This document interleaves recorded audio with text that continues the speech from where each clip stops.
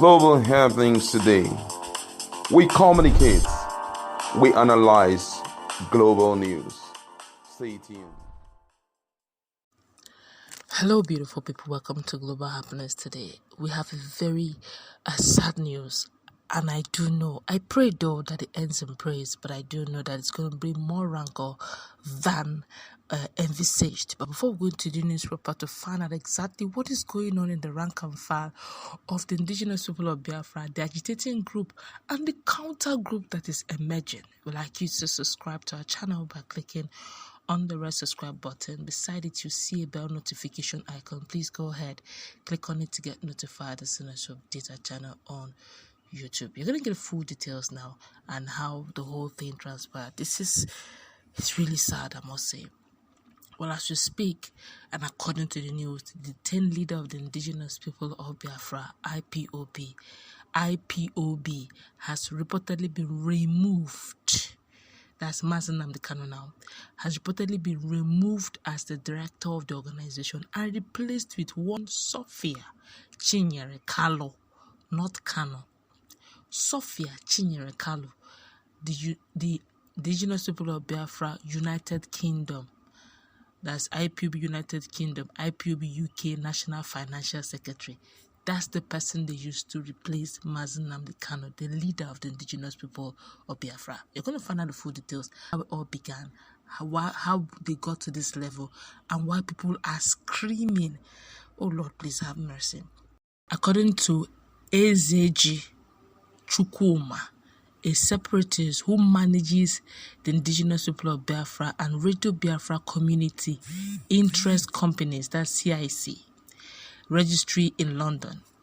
Ezeji Chukwuma, a separatist who manages IPOB and Radio Biafra Community Interest Company CIC registry in London, UK. Kalu is the new director of the indigenous people of Biafra worldwide. This claim was re-echoed again by Simeon Ekpa, a self-styled disciple of Nnamdi Kanu. Well, investigations revealed that Kalu's father, that's Kalu, the female, Sofia Kalu now.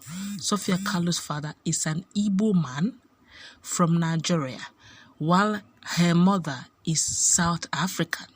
She's married to an Igbo man, which means she has the Igbo blood in her. Who are those who removed the indigenous people of Biafra worldwide? Ekpa quizzed, as in Ekpa asked, on his known social media handle on Wednesday night. Let me quote what Simeon Ekpa said. He said, "Who are those who removed Nnamdi Kanu from being the leader of Biafra worldwide? In few minutes' time, the exposition of those behind the removal of Nnamdi Kanu will begin. We will also address Umahi, the former governor of Ebonyi State." In a subsequent broadcast, Ekpa claimed that they want to use a woman who knows nothing about the Biafran struggle to destroy Nnamdi Kanu. Aye. Now the IPOB memo, that's the indigenous people of Biafran's memo to UK United Kingdom members as at March 5th, 2022. Aye, this is bad.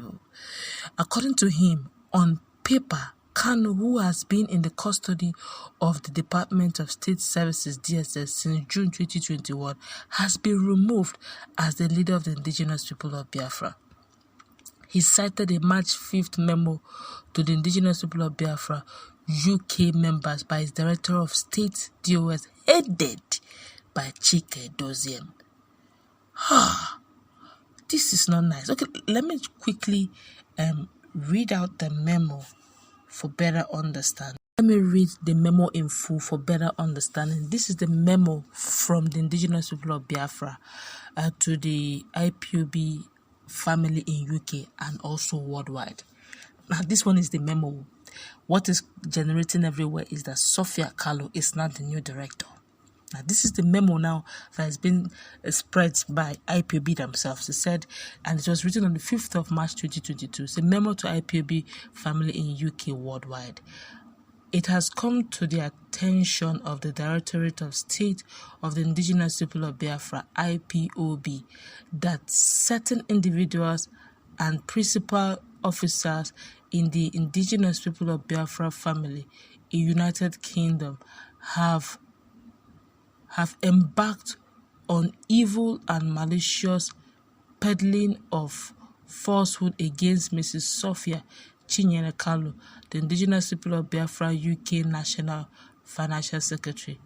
This wicked falsehood about Mrs. Kalu working to hijack the indigenous people of Biafra registered entities in the United Kingdom being spread around through messages, and the videos must cease forthwith. As a way of elucidation and clarity, Mrs. Sofia Kalu has proper authorization from our leader, Onyendo Nnamdi Kanu, to manage some of these registered entities in the UK. All actions remains the same. Okay. All right. Let us look at this without biasness.